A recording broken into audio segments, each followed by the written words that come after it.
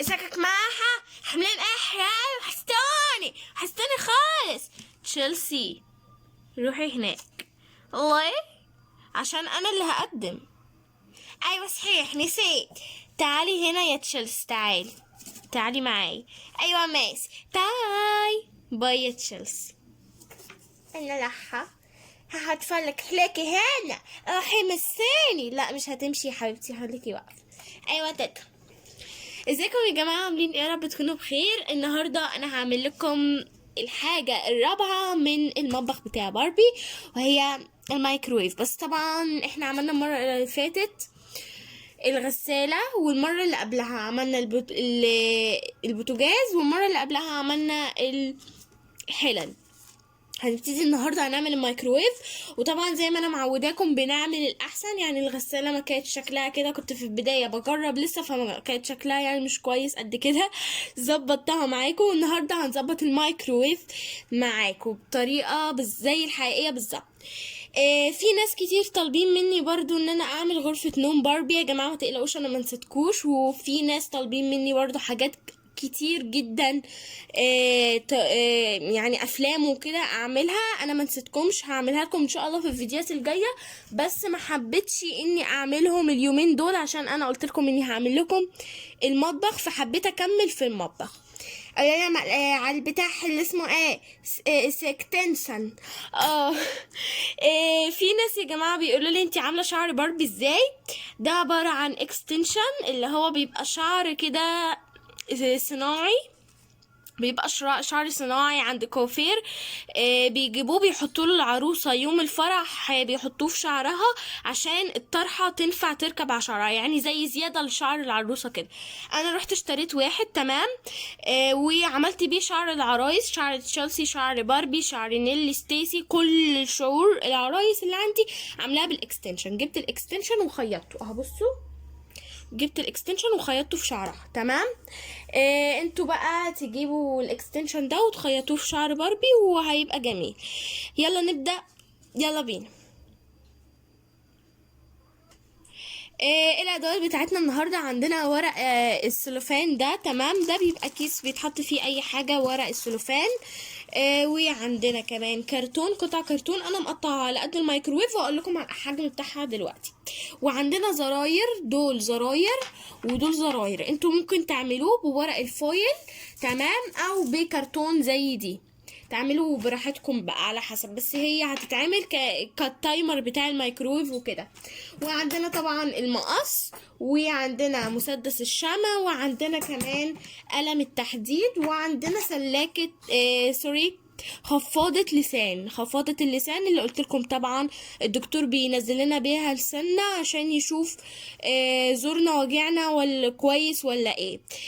طبعا هي نظيفة 100% لان شاريها من الصيدلية. انتوا ممكن تجيبوا قطعة خشب عادية خالص عادي، لاننا هناخد الحتة الصغيرة دي فهي مستقيمة، فهتاخدوا قطعة خشب وخلاص لو عندكم. هنبتدي دلوقتي هنعمل مايكرويف طريقه سهله جدا. عندنا دلوقتي قطع كرتون اهي انا مقطعاهم. القطعتين دول قد بعض بالظبط، هيبقوا الجوانب من هنا، والقطعتين دول قد بعض، اللي هو بصوا هيبقى كده اهم الحتتين دول، ودي كده ودي فوق تمام، ودي هتبقى الباب. بصوا هنعملهم مع بعض. المهم ان كل قطعتين قد بعض، واتنين اهم قد بعض واتنين قد بعض، ده الطول وده العرض. سوري، 2 قد بعض و3 قد بعض عشان في قاعدة كمان بتاعتهم تمام، ومن فوق ومن هنا كده، ودول هيبقى من هنا ومن هنا الجوانب. الطول قد بعض بالظبط، والعرض والطول والعرض قد بعض، ودي اللي صغيرة شوية عشان هتبقى الباب، وهنعمل طبعا مكان للزراير. يلا هنبتدي نلزقهم مع بعض، وهتعرفوا معايا دلوقتي الطريقة بالظبط وتفهموا انا قصدي ايه. نسيت اقول لكم هنحتاج معانا كمان ورق السلوفان يا جماعه، فويل. دلوقتي طبعا مسدس الشمع سخن خالص. هبتدي دلوقتي اجيب القاعده تمام، قدها بالظبط هتكون الظهر، نفس الطول ونفس الحجم بالظبط اهي. هنبتدي نلزقهم دلوقتي.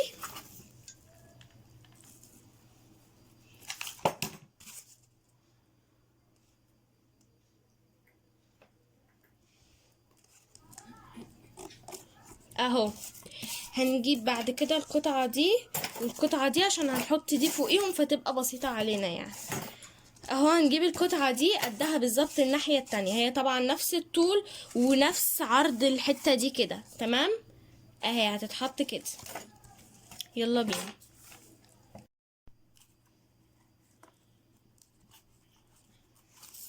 هنبتدي هنعمل القطعة التانية، هي طبعا نفس الحجم، تمام. هنحطها هنا، يلا بينا.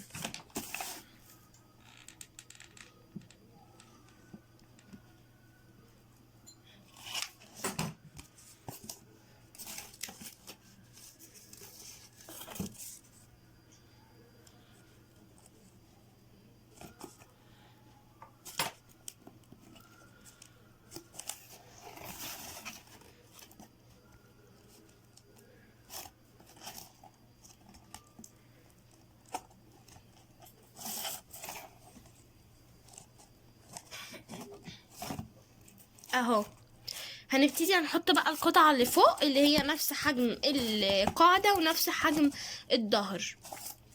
هنبتدي نحطها دلوقتي، هتكون كده. يلا بينا.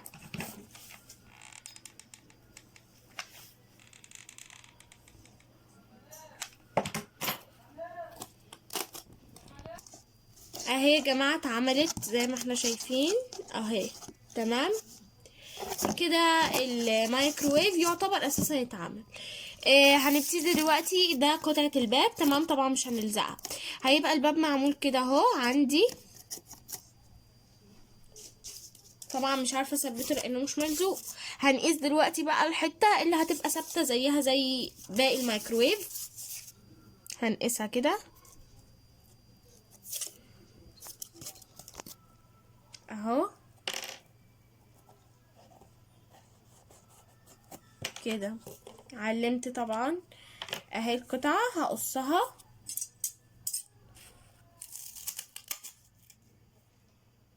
ايه ده، نسيت الطول. نسيت الطول اهو يا جماعه، تمام. هيبقى الطول لحد هنا اهو.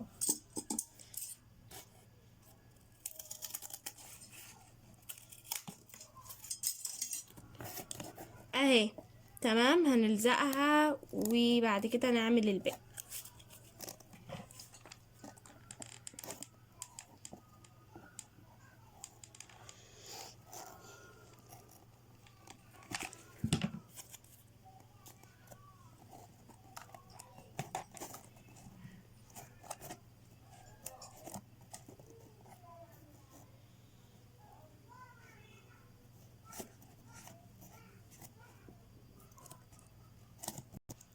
اهي عندنا طبعا الباب هيبقى محطوط كده وبيتفتح من الناحيه دي، عشان مش هينفع يتفتح من قصدي هيتفتح من الناحيه دي عشان مش هينفع يتفتح من الناحيه دي، عشان ما يجيبش السخونيه على الزراير والزراير تعلق ولا حاجه، فهيتفتح كده، تمام. بس طبعا قبل ما نعمل الباب وقبل ما نعمل اي حاجه هنحط الاول الازاز بتاع الباب زي دي بحته السلوفانه، طبعا عشان هيكون بيبقى ازاز. دلوقتي هنعلم الاول، هنعمل المربع اللي احنا عايزينه. هنجيب دلوقتي خفاضة اللسان او مسطرة ولا حاجة، بس انا جبت خفاضة اللسان لانها جنبي هنا اهي. هسطر كده المربع اللي احنا عايزين نعمله على حسب بقى الحجم اللي انتوا عايزين تقصوه، بس يستحسن يكون متطرف خالص عشان يبقى منظره يعني زي ما يكون كله ازاز، يبقى شكله حلو كده اهو.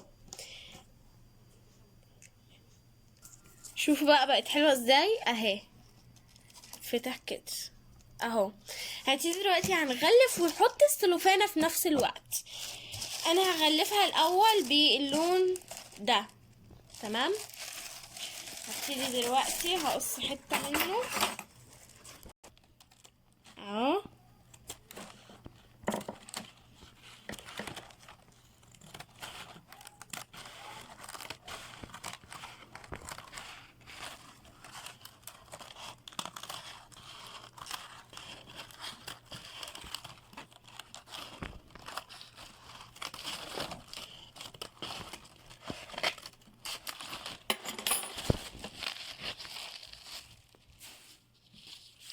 دلوقتي هفردها بقى. طبعا الكوريشة بتتفرد، وطبعا انتوا تقدروا تغلفوها باي حاجة، تمام؟ زي ما بقول لكم في كل فيديو، ممكن تغلفوها باي حاجة. طبعا زي ما انتوا عارفين الكوريشة بتتفرد، فانا هفردها كده اهو.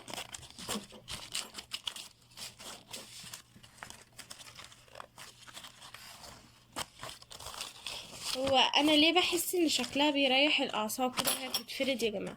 يعني لما ابقى قاعده زهقان متغاظه من حاجه بجيبها بقعد افرد فيها. مش عارفه بقى هو ده يعني حاجه هبله مني ولا الكل بيعمل كده؟ مش عارفه بقى. يعني على حسب. اهو كده. هبتدي دلوقتي بقى اغلفها. هقيس، هي راحت فين اهي.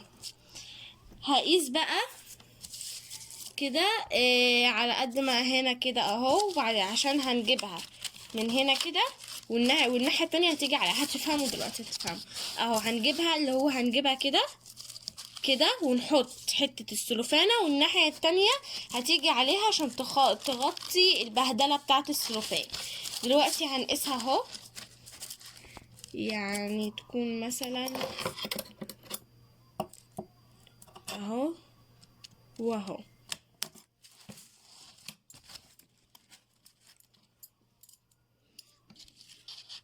اهي كده. هنقص الحتة دي عندها اهو. تمام، عندنا قصيت حتتين، دي من هنا ودي من هنا. هنبتدي دلوقتي بقى هنقص الناحية دي. يلا بينا.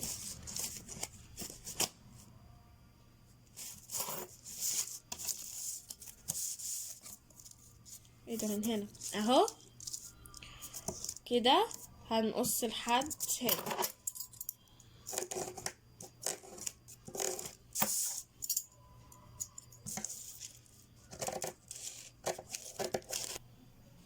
هنبدأ دلوقتي بقى نقص السلوفان. تمام، هنقصها. هي طبعا اساسا عبارة عن كيس، فانا هفتحه في البداية الاول. واقول لكم يا جماعة بلاش نفتحه عشان هنعمله مجوز عشان يبقى جامد زي الازاز. يلا دلوقتي نقص كده، والطول هقصه اهو كده. هقصه بقى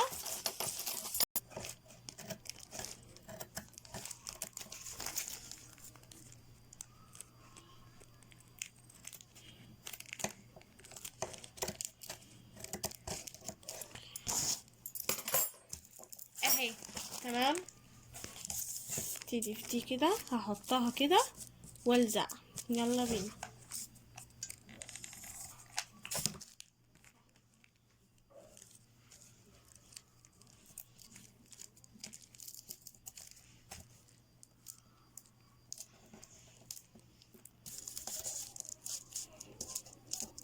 اهي يا جماعه، دلوقتي انا عملتها اهي، غلفتها زي الفل خالص. شكلها تحفه تحفه تحفه اهو. هتتحط كده ويتفتح كده. بس طبعا مش هنحطها ولا نلزق حاجه قبل ما نعمل نغلف الاول. بس طبعا مش هنغلف غير لما نعمل الدايره اللي بتبقى جوه. يلا دلوقتي نعملها. الدايره هتكون زي اللي جوه دي، عشان بيتحط عليها الحاجة، الصينية ولا الحاجة بتبقى مرفوعة كده وكويسة. تمام، وهي اكتر منطقة بتبقى فيها حرارة في الميكروويف. دلوقتي هنعمل الدايرة. انا زي ما قلت لكم المرة اللي فاتت ايدي واخدة على الحاجات دي، فبتلاقوني بعملها بسرعة. انتوا ممكن تعملوا ببرجل، ممكن تجيبوا مج تمشوا عليه، اي حاجة. تمام، هقصها دلوقتي. فين المقص بتاع الكرتون؟ اهو.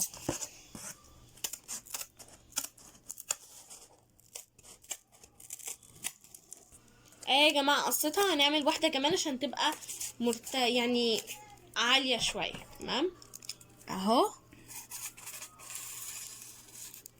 نفس الحجم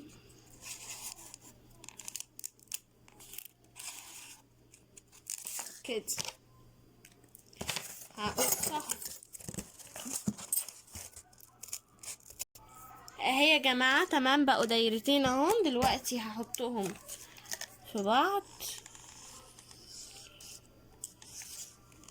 ايه ده يجري اهو.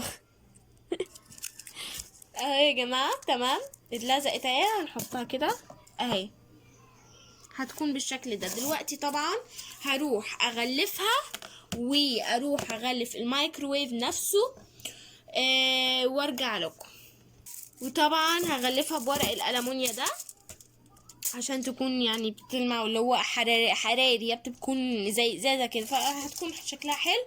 هغلفها بالالومنيا وهغلف الميكروويف بلون ابيض وارجع لكم.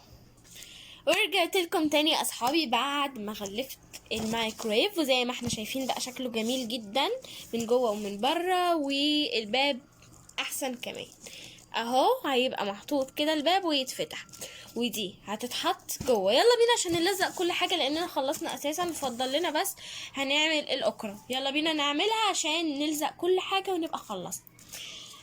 هعملها معاكم دلوقتي اهو.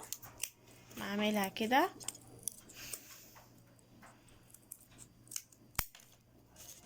طبعا هتتغلف. يلا بينا عشان نغلفها. هنغلفها بسلوفان الورق فويل. تمام هجيب حتة كده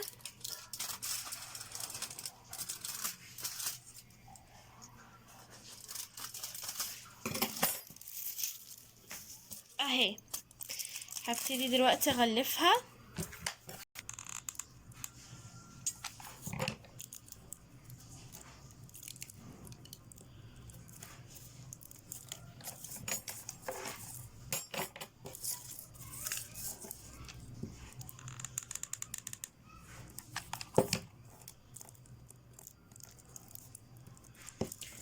اهو. تمام اتغلفت اهي يا جماعة. هتبقى محطوطة كده. تمام هنلزقها دلوقتي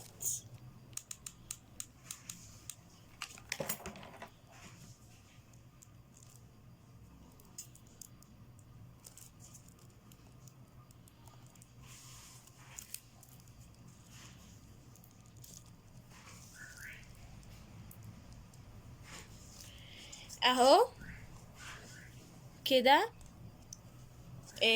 سوري هيبقى كده اهو عشان يتفتح كده.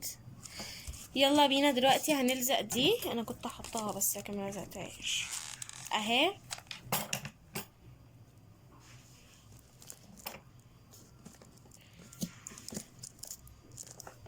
بالشكل ده. هنلزق بقى الزراير. بصوا بقى بالنسبة للزراير فانا لقيتهم شكلهم يعني هيبقى شفاف. يعني انتوا دلوقتي في الكاميرا مش شايفينهم ولا انا اساسا في الطبيعة شايفاهم.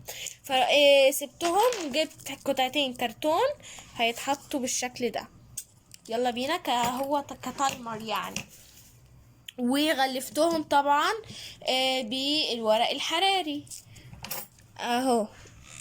هنحطها كده اهو. اللي بعد كده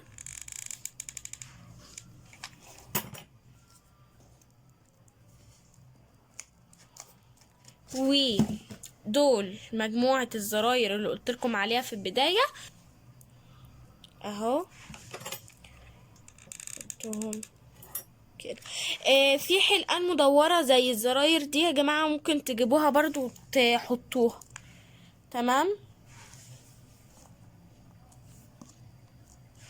شايفين الجمال والله حلو اهو. هبتدي احط دي بقى ده الباب هنا عشان يبقى خلاص خلصنا خالص. يلا بينا زي ما احنا متعودين بنلزق حتة الاول عشان نثبته وبعد كده بنعمل المفصلات بتاعته. يلا بينا اهو هنعمل حته كده نلزقها نثبته بيها كده اهو.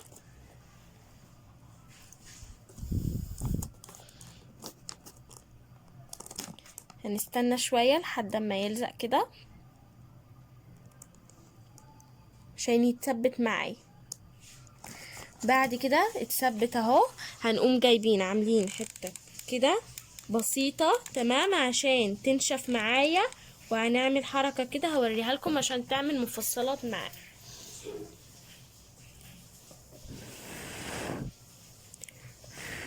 فبنفخ فيها بس عشان تبرد، عشان هحط ايدي عليها من دلوقتي، مش هقدر احط ايدي عليها سخنه جامد. هنشيل فتل الشمع دي، شايفين بيعمل ايه الشمع؟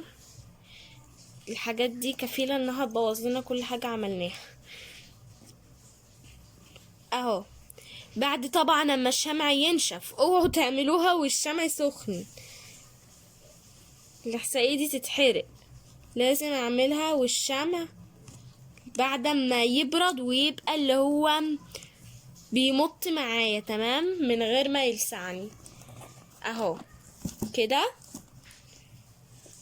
زي ما احنا شايفين بقى بيفتح ويقفل من غير ما الشمع يتشال ولا حاجة اهو.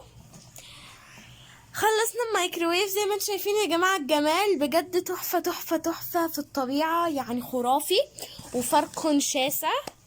زي ما معوداكم كل مرة بعمل حاجة ملهاش علاقة اساسا باللي وريتها لكم في بداية الفيديو تمام، ولا شكل ولا حجم ولا اي حاجة خالص. شايفين الجمال؟ تشيلسي بتبص عليه اهي مستغربة، حتى تشيلسي مستغربة يا جماعة، حتى العروسة مستغربة. شايفين يعني فرق فظيع الصراحة. انا مش عارفة انا كان يعني بيبقى عقلي فين وانا بعمل الحاجات دي، مش عارفة. بعد كده باخد عليها وببتدي اطورها بقى، فبعمل الاحسن زي ما انتم شايفين. وكده عملنا رابع حاجة في المطبخ. اول حاجة كانت، انا هرمي ده خالص بقى، ده نصيبة سودا ده. اول حاجة كانت معايا البوتاجاز، وده اول حاجة عملناها خالص. لو ما سمعتوش ادخلوا على قناتي واسمعوا. بعد كده عملنا الحلل تمام. نسيت اوريلكم الحلة، الحلة فيها الحلل اهي زي ما احنا شايفين في الميكروويف الحلة محطوطة، وفي البوتاجاز بقى نحط الحلة التانية عشان اوريها لكم اهو. تمام. طبعا اطلعه عشان احطه فوق البوتاجاز عشان ده عملناه تمام. الحلة دي احنا عملناها في الفيديو اللي بعد كده، والفيديو اللي بعديهم عملنا الغسالة تمام. وفي الفيديو ده عملنا ايه، اجمل مايكروويف، يعني اجمل من الطبيعة اساسا تمام اهو. زي ما احنا شايفين جميل خالص. واي حاجه يا جماعه محتاجه مفاصل، سوري مفصلات، المفاصل بتاعت البني ادمين، المفصلات بتاعت الحاجات دي، اي حاجه محتاجه مفصلات اعملوها بطريقه الشمع. الشمع بجد بيعمل مفصلات جميله جدا جدا جدا، وكمان طريقه سهله جدا ومبسطه خالص. لو عجبكم الفيديو ما تنسوش تعملوا شير ولايك وتوصلوا قناتي 1000 مشترك. واحب اقول للي متابعيني ومتابعين طبعا جابولي افكار فيديوهات، احب اقول لهم ما تقلقوش خالص، ما نسيتش الحاجات، ما نسيتش الافكار كاتباها في ورقه وهعملها لكم، بس بعد ما نخلص طريقه عمل المطبخ وهفضل لنا فيها التلاجة والمطبخ نفسه. بعد كده هبتدي اعمل لكم افكاركم، عشان زي ما قلت لكم اني دلوقتي بدات في مطبخ ما ينفعش ابدا فيه واعمل له وابعد عنه تمام. خلاص هعمل لكم في الفيديو اللي جاي التلاجة، والفيديو اللي بعده ان شاء الله هعمل لكم فيه المطبخ، وبعد كده هبتدي اعمل لكم فيديوهاتكم اللي انتوا عايزينها كلها. وطبعا زي ما قلت لكم انا عامله جروب على الفيسبوك للقناه بتاعتي دي، للقناه دي بنزل فيها الفيديوهات وكده وبس، يعني بقول لكم فيها فكره الفيديو الجديده هتبقى ايه، واسالكم طبعا على افكار فيديوهات انتوا عايزينها، وبنزل فيها صور باربي. ما تنسوش تدخلوا، وهسيب لكم اللينك بتاعها في الوصف. باي باي، وتابعوني في الفيديو اللي جاي، وتابعوني على الجروب بتاعي. باي باي.